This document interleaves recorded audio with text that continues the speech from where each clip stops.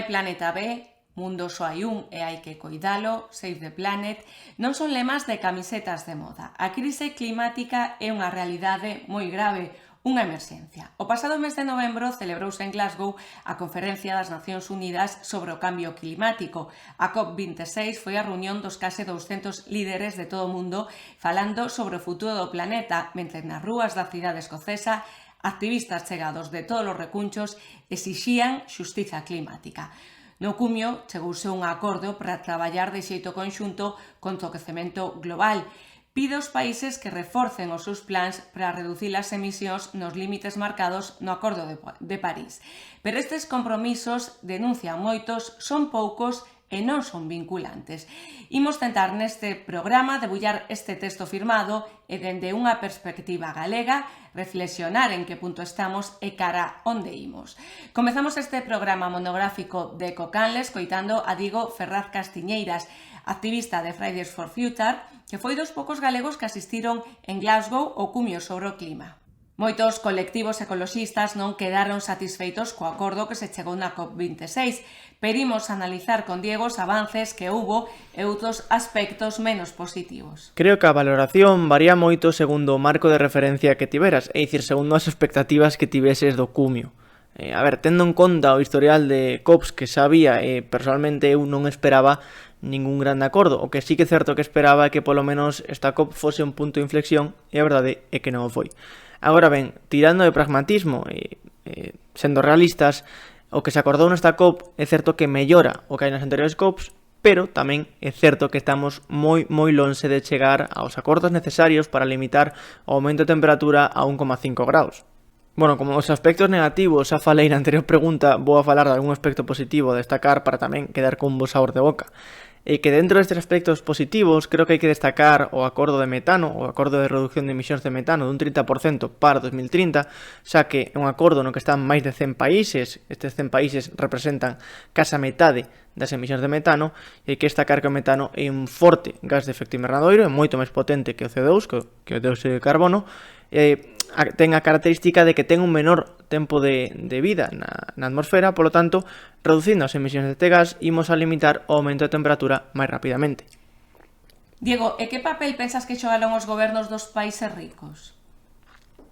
Pois os países máis desenvolvidos tiveron un papel moi semellante ao que tiveron nas anteriores cumios do clima. Un papel, ás veces, imperialista, ás veces pro-extractivista, e que o que fan é limitar as axudas e financiación climática para os países menos desenvolvidos que, paradóxicamente, son os que menos contribuíron ás emisións de gases de efecto invernadoiro e os que máis están sufrindo as consecuencias da crise climática. Dende o teu punto de vista, Diego, que retos quedan agora por diante? Bueno, a verdade é que é unha pregunta complicada porque realmente todo é urxente, todo ten que ser afrontado. Pero bueno, destacando podemos ter o problema de que parezca máis importante cando non é, pero sí que é certo que podemos dicir que un dos maiores retos é a transición enerxética pola complexidade que ten.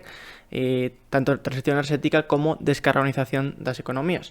E que hai que ter en conta, deixalo claro, que a transición enerxética non é só pasar dun enchufe de combustibles fósiles a un enchufe de enerxías renovables. Ten que haber máis procesos, véxase, por exemplo, a democratización da enerxía, aumento da eficiencia enerxética e a diminución do consumo enerxético. E, sobre todo, ter en conta onde queremos e onde estamos poñendo as enerxías renovables. Pois moitas grazas, Diego, por traernos de primeira mão a información dende Escocia. Agora imos a falar con Xosé Beiras, que é activista de Ecoloxistas en Acción. Boas, Xosé. Antes de nada, fainos unha pequena valoración sobre o Pacto Climático de Glasgow.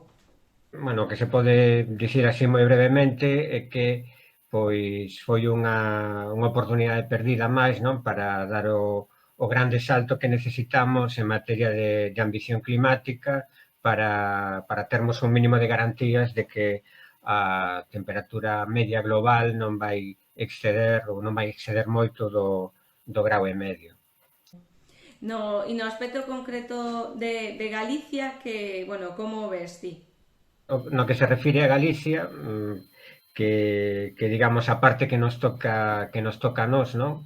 Onde temos responsabilidade porque bueno, que se decide ou deixa de decidir nos cumios climáticos mundiais é moi importante, pero tan o máis importante aínda é o que se fai ou deixa de facer nos territorios, nos concellos, nos países, nos estados, pois cada día, non?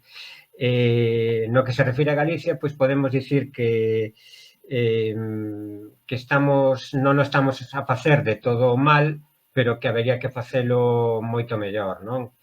Agora mesmo, como poñemos de manifesto no informe de Ecologistas en Acción, a partir de datos oficiais, as emisións de gases causantes de cambio climático reducíronse aproximadamente, bueno, pois un 25% a respecto de 1990. Non está mal, pero hai que ter en conta que nesta década que é crucial para previrmos un cambio climático catastrófico, pois teríamos que reducilas polo menos até un 65%, non? Hai que dicir tamén que esta reducción conseguiuse, digamos, no derradeiro minuto, non? Porque só entre 2018 e 2019 e debido ao colapso da produción eléctrica con carbón nas centrais térmicas de Meirame e das Pontes, foi posible reducir por primeira vez de forma clara, de forma moi significativa, as emisións de dióxido de carbono e outros gases que causan o cambio climático a respecto de 1990, non? Que, digamos, o ano base, o ano de referencia principal, pois a hora de avaliar, de definir as políticas climáticas. A que se debe esa reducción que nos decías en concreto? Como xa apuntaba, é debida moi principalmente pois ao que se ten avanzado até agora na descarbonización do sector eléctrico, non? Na reducción das emisións do sector eléctrico.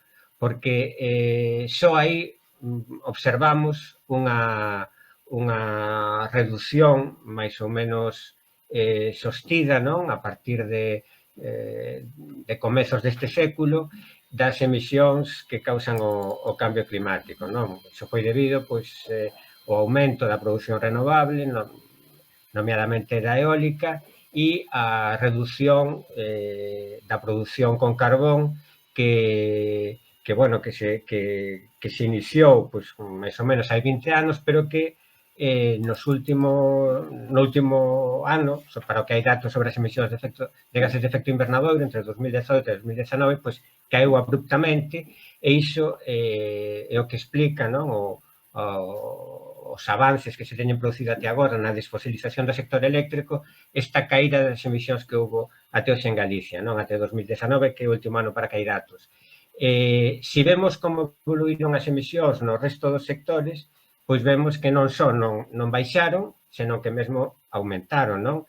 Aumentaron as emisións asociadas ao consumo de enerxía fósil, non? O consumo de combustibles fósiles, de produtos petrolíferos, de gas, pois na industria, no transporte, nos fogares, en todos os sectores, en todas as actividades. Aumentaron de forma moi notable, especialmente no transporte, e tamén aumentaron, por exemplo, de forma importante as emisións, pois un 20% na agricultura e na gandaría, non? Que despois da transformación e do consumo de enerxía fósil, pois é a actividade na que se xeran máis gases de efecto invernadoiro, non? Actualmente, pois un 16%. Sería despois do carbón, estaría entonces a produción cárnica e láctea en Galicia? Estaría despois de toda a actividade do sector enerxético fósil, das centrais térmicas, de carbón, de gas fósil, da refinaría, etc. E despois do consumo que facemos de enerxía fósil, pois nas nosas casas, no transporte, nas industrias, nos servizos, nas administracións públicas. Todo iso, a transformación e o consumo de enerxía fósil representa aproximadamente as 3/4 partes de todos os gases causantes de cambio climático que emitimos desde o territorio galego. Despois quedaría un 25%, dese 25%, pois un 16% corresponde a agricultura e a gandaría, fundamentalmente a gandería, ademais, ten un peso especial a gandaría vacún, e logo hai un 7% que debido á industria, na parte que non ten que ver co consumo de enerxía fósil, non? Hai procesos industriais que non implican consumo de enerxía fósil, pero que tamén emiten gases de efecto invernadoiro, e logo pois, quedaría máis ou menos un 2% debido pois, a xestión, o tratamento do lixo, das augas residuais. E Galicia como está? Non sei se nese informe tamén tedes unha comparativa de como está Galicia co resto de comunidades españolas. En termos relativos, se consideramos as emisións per cápita, as emisións por habitante, pois está agora mesmo, despois desta caída que houbo das emisións entre 2018 e 2019, está na media da Unión Europea e está por riba da media española, non? E, desde logo, está moi por riba, ou bastante por riba, non tanto como en décadas anteriores, pero segue estando da media mundial, non? Emitimos pois unhas 8 toneladas, non? Mais ou menos por habitante e ano, non? Considerando as emisións territoriais. Logo hai que ter en conta despois, habería que ter en conta a pegada de carbono tamén, que son as emisións asociadas ao noso consumo, non? O consumo de todos os bens, de todos os servizos que facemos, pero, infelizmente, sobre iso non temos datos, non hai datos oficiais, nin tan sequera non oficiais que nos permitan ver como evoluiu a pegada de carbono, as emisións de gases de invernadoiro asociadas ao noso consumo durante as últimas décadas, aínda que posiblemente sexan parecidas ás territoriais, non? Entón, polo tanto, moi insustentáveis e superiores a que sería ecolóxicamente aceptable e ademais a media mundial, non? E a que se debe iso? Me refiro agora a paralización das centrais, a que se debe? Temos moito que diminuir, non? A nosa especialmente, non? O consumo de enerxía fósil, non? A transformación ao consumo de enerxía fósil. Hai que ter en conta que, a pesar do peche das centrais de carbón, en Galicia, pois ainda temos, do peche da de Meirama, porque a das Pontes, previsiblemente será en 2022, non? Pero, ademais temos centrais de gas fósil, non? Unha que está tamén nas Pontes, outra en Xabón, temos centrais de coxeración, que son pequenas como pequenas centrais, non? Que hai espalladas por toda Galicia, que abastecen de calor e de electricidade a algunhas industrias e que consomen fundamentalmente produtos petrolíferos e gas fósil, non? Ainda que algunhas tamén consomen biomasa.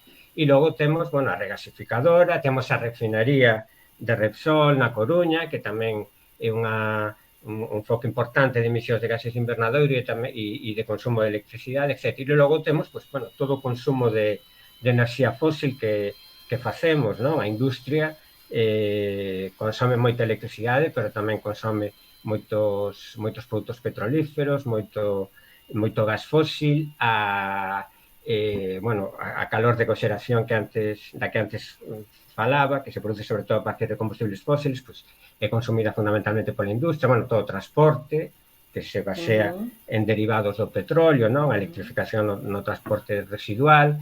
Nas nosas casas, pois, aínda hai moitas cociñas, non? Que utilizan gas ou butano, moitas calefaccións que utilizan produtos petrolíferos ou gas. Seguimos a consumir moitísimos combustibles fósiles, non? Entón, iso que fai que haxe aínda moito camiño que percorrer para reducirmos as emisións.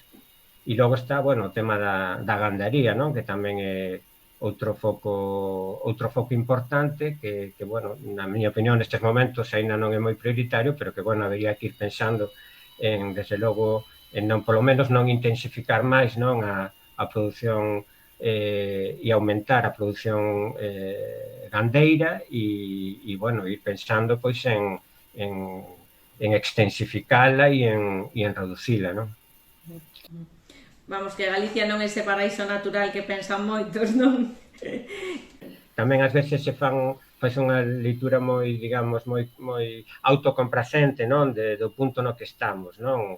E, por exemplo, ás veces querese destacar a grande contribución que ten feito Galicia a mitigación da mudanza climática, non? Por causa fundamentalmente do desenvolvemento eólico pasado, non? Do que houve até hoxe. Iso en parte verdade, bueno, é verdade, non? Pero iso hai que contextualizarlo, non? Hai que ter en conta que Galicia tamén era, até onte, unha grande produtora de electricidade a partir de carbón, non? Éramos un dos países de Europa onde había unha maior porcentaxe da produción eléctrica procedía de carbón, non? E ainda que agora estamos xa na media digamos, das emisións da Unión Europea, pois, como toda a Unión Europea, ainda temos moito que facer para reducilas até que sexan cero ou próximas a cero, non? E ademais iso hai que facelo moi rapidamente para recuperar todo o tempo perdido se queremos facer a parte que nos toca na prevención dun cambio climático global que é o obxectivo dun cambio climático global catastrófico, non? Que é o obxectivo do Acordo de París, non? Pois moitas gracias, Xosé. Xa temos tamén en liña Miriam Leirós, de Ecologistas en Acción e de Teachers for Future. Que tal, Miriam? Moi ben, grazas, boa tarde. Boas. Mira, non sei se queres ti facernos tamén unha pequena reflexión sobre como foi para ti ese pacto de Glasgow. Bueno, ese pacto ou faltas de pactos, mellor diríamos, non? Porque foi unha cumbre que se esperaba precisamente que se fixeran eses pactos sobre os dereitos de emisións. Non houbo medidas contundentes respecto a isto e, polo tanto, é unha nova decepción. Levamos a 26 cumios e seguimos esperando esas medidas contundentes. Seguimos con medidas tan engañosas, digamos, como os dereitos de emisión, falar de neutralidade cero, cando esta neutralidade cero consiste en esconder, digamos, esas emisións plantando árbores ou implantando enerxías renovables, pero que non é reducción das emisións de CO2. Polo tanto, é como un greenwashing das emisións, digamos. Cales serían as solucións, según o teu punto de vista? As solucións terían que vir primeiramente por reduccións drásticas, non? E estas reduccións non se acadan sustituindo un vehículo de combustión por subvencións a vehículos híbridos ou enchufables. Se estamos falando de reducción, é dicir, a electricidade tamén ten un custo ao planeta. Polo tanto, a reducción tería que vir por solucións de colectividade, é dicir, podemos dotar dunha flota de vehículos de transporte colectivo, recuperar o tren, porque somente falamos agora de tren de alta velocidade, estamos perdendo os trens do rural. Por outra banda, falamos da España vaciada, non? Cando estamos quitando ou desmantelando esta rede de comunicación. Entón, se queremos facer unha reducción efectiva, teríamos que dotar dun bo sistema de transporte colectivo todas estas colectividades. Por outra banda, aquí a transición ás enerxías renovables estánse facendo outra vez por mans de grandes empresas. Hai moitas dificultades para facer unha colectividade da enerxía. Entón, en concreto en España faltan estes pasos. Hai que ter unha intención clara de reducción, máis que de ir a cumios porque toca cada certos anos, hai que ter intención real de querer reducir.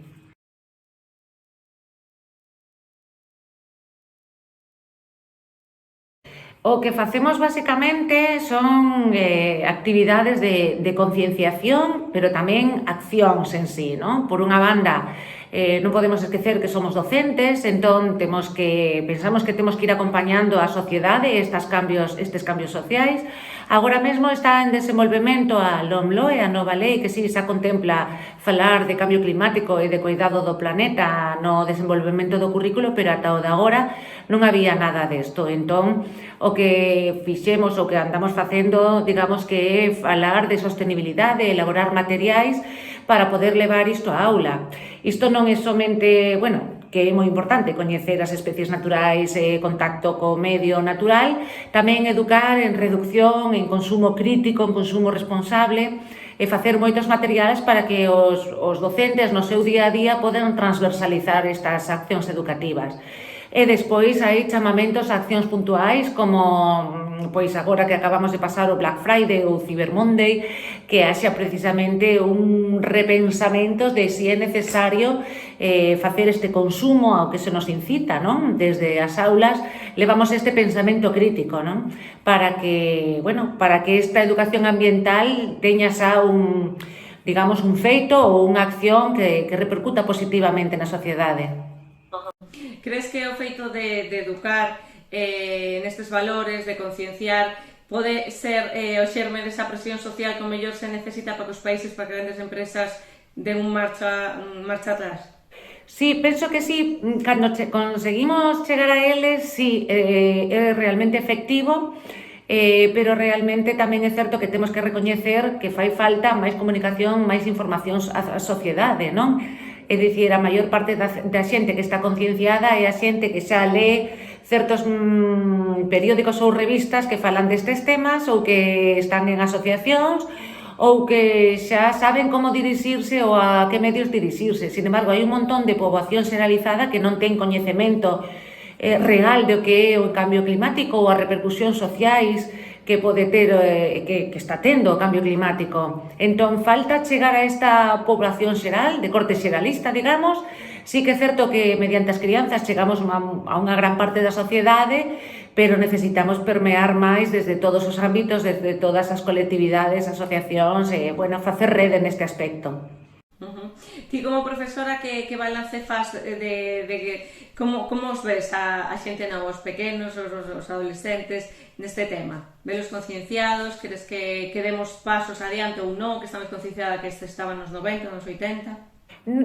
Sí hai concienciación e sí hai unha parte importante desenvolvida como máis sensibilidade neste aspecto, pero tamén é certo que cando chegan, por exemplo, os institutos, se non hai unha continuidade por parte dos docentes en que dean este apoio e dean esta formación, os que están máis concienciados acaban sendo unha minoría, porque se perde, non? E incluso os nenos e nenas que están concienciados ao chegar ao instituto, que é un momento tamén, a adolescencia é un momento en que un quere pertencer a un grupo e non quere ser o raro, digamos, se non hai alguén que acompañe, é moi difícil seguir nesta bagaxe. Por iso tamén é moi importante movementos como Fridays for Future, ¿no? Que dan ese apoio como grupo para que un poda seguir pois mantendo nesa liña. E a que punto, ahora sendo realistas, ata que punto crees que os pequenos xestos individuais dan resultados e as grandes empresas, os grandes países seguen o seu? Claro, aquí hai un choque coa realidade importante, pero, bueno, tamén é certo que hai unha parte da educación que nos facemos, digo, desde Teachers for Future, non? En que falamos de que, bueno, pertencer a unha sociedade democrática, que é un tema que se estudia en ciencias sociais, non? A democracia, pois pertencer a unha sociedade democrática non só é ir a votar cada 4 anos, sino tamén facer reivindicacións.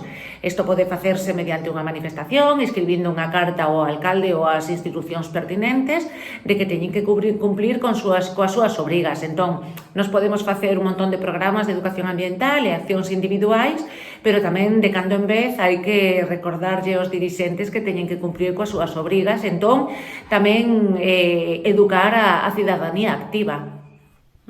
Sí, a máis, bueno, creo que esa presión social, o mellor, non é tanto cada xesto individual, sino a presión que se faga para quen realmente contamina diminúa. Efectivamente. Bueno, pois moitísimas gracias por atendernos, Miriam, e a seguir con o vosso traballo tan importante na escola e, bueno, a ver se espalla tamén noutros ámbitos. Moi ben, moitas grazas a vos.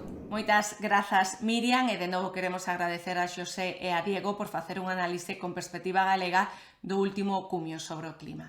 A xustiza climática está lonxe de acadarse. Os países desenvolvidos só pensan enriquecerse cada día máis sen atender as graves consecuencias pro ambiente, pro humanidade e pro resto das especies. Mentres os países empobrecidos levan a peor parte. Son os que menos provocan o cambio climático, pero son os que máis o sofren.